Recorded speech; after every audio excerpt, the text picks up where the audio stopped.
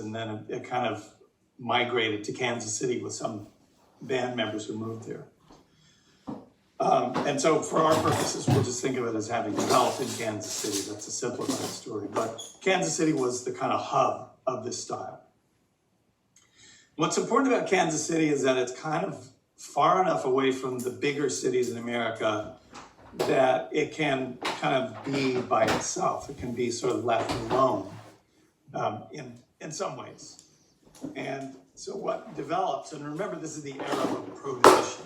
So it's illegal to drink, it's illegal to make alcohol, and it's illegal to sell it. And yet the mayor in the 1920s and 30s of Kansas City is famously corrupt. You can see this cartoon down in the lower right-hand corner of him asking, how many bottles of scotch would you like with your order? Well, he's supposed to be in charge of telling people they can't drink and sending the police out to chase them down if they're discovered doing that or selling booze. And yet he's in charge. So it's, like I said, famously a corrupt regime. The cartoon in the top, above that one is a kind of octopus. And the idea is that Tom Pendergast, the mayor, sort of had his arms around all the branches of government and the police and the mob and the business world, and that they were all sort of in on this corruption so that they could make a lot of money, which they did.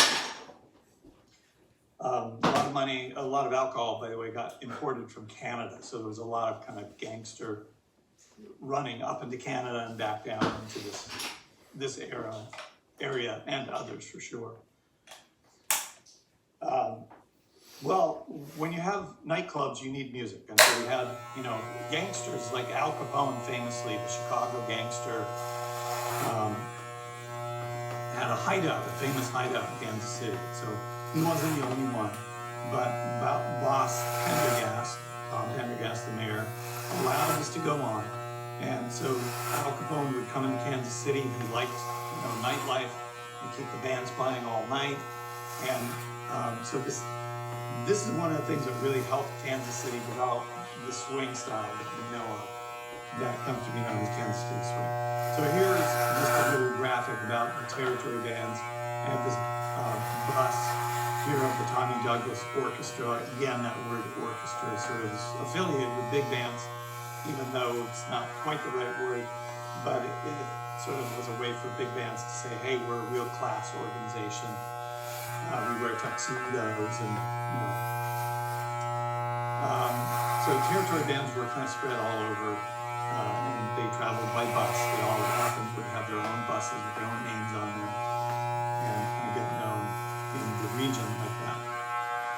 The other thing, to go back to that idea of the East Coast bands with their written arrangements and their suitcases full of music, is that the Kansas City bands generally did not have those things.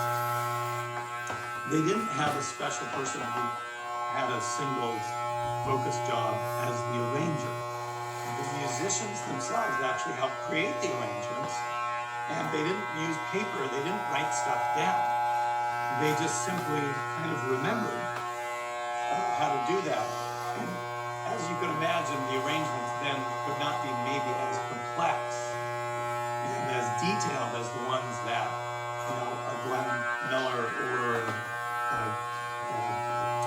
Duke Ellington maybe, or Benny Goodman or Fletcher Henderson might have used.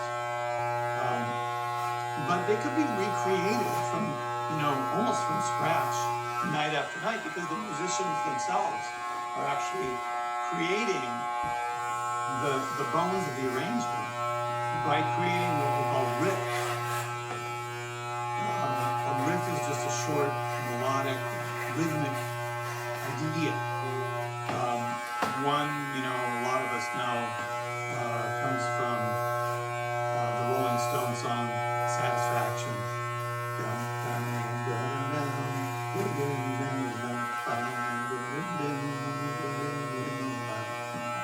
that just goes on and on and on and repeats over and over and over. In a James Brown funk groove, we could have sort of the same thing where we have, a riff, and on top of that another riff, and then another riff on top of that. So a head chart, then we can have, the saxophone section creating its own riff. Maybe tomorrow night they'd remember it, or maybe they'd remember something like it. And then on top of that, we'd have the trumpet section creating its own riff, and the trombone section creating its own riff. And then they'd be doing this all over a bass, a sort of foundation of the rhythm section, churning out some of that 4-beat rhythm that we talked about last time. So the bass drum, sitting in my drum set so I can do this. With that kind of a sound, often with the hi-hat, and the bass, boom, boom, boom, boom, boom, boom, boom, boom, boom, boom, boom, boom, boom, boom, and the guitar might be playing chunk, chunk, chunk, chunk, chunk, chunk, chunk, chunk, with all the chords. Then over the top we have these layered riffs, and on top of that we could have solos. So in the Kansas City style, the solos became much more important and much more central than they were in the East Coast bands. And in fact, styles of jazz like bebop would develop more out of this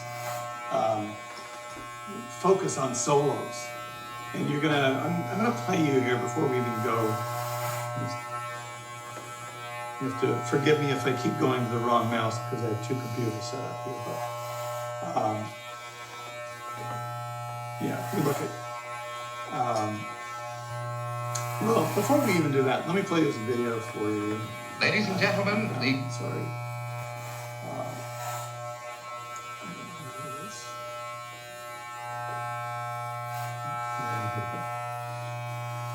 So this is a clip. This is sort of a modern recreation of the Kansas City scene. So this is not really Kansas City jazz in its era, but this is a very well-informed recreation done by the film director Robert Altman. A movie that he wrote and produced and directed called Kansas City. That's where he grew up, Kansas City, Missouri. And this is sort of the thriving late night jam session-ish scene in Kansas City.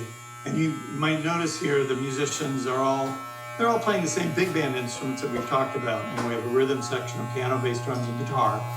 And then we have saxophones, trumpets, and trombones. But notice they're not even sitting exactly together in sections. They're kind of spread out wherever they are. And then we're going to see them play these kind of riffs to accompany or underlay the soloists. And the soloists in this case are the 2 tenor saxophone players on either end of the screen here.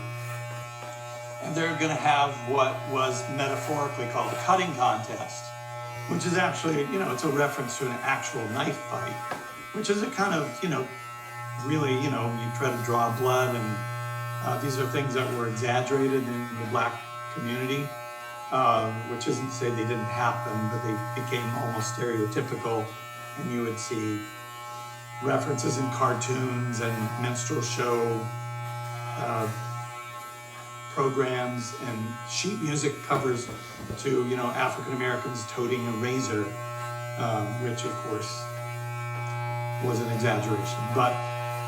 But the metaphor here works because we have the 2 saxophone players kind of vying for dominance, and they're kind of flirting in this film clip, trying to sort of get the attention of the crowd as things go along. So there's a little bit of a narration here at the beginning. This is just right from the movie. So let me play a little bit of this. And you'll hear the rhythm section again. You'll hear the hi-hat going and the bass player walking and all that stuff, and then soloing over the top of the horn riffs.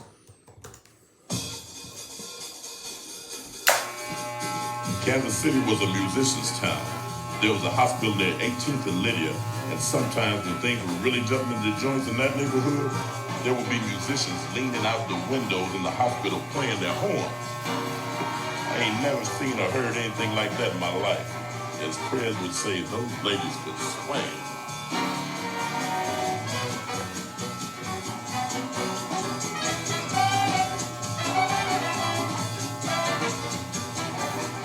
Notice no music stands here. They're not reading any music.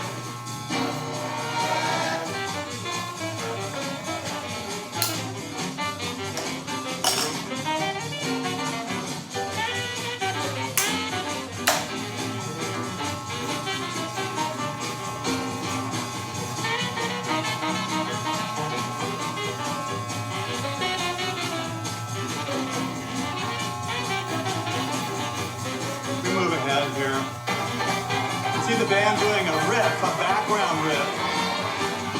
And then we go to that's our first soloist. Eventually they're kind of going back and forth. See this guy taking off his jacket. You know, okay, things are getting down to I'm gonna take off my jacket and then we can really duke it out. For those of you who are rap fans, by the way, the cornet player here is a guy named Oludara, who's the father of the rapper Nas. So, interesting little connection. So that's sort of a thing about the Kansas City scene. Let's go back over. There we go. Who was the most prominent Kansas City examples? Probably Count Basie.